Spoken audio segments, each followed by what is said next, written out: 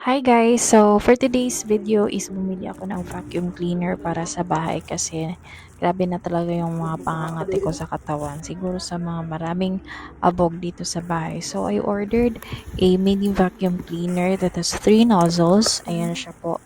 So, very handy lang siya. Pwede din to sa sasakyan and sa bahay at sa mga sulok-sulok ng mga bahay nyo.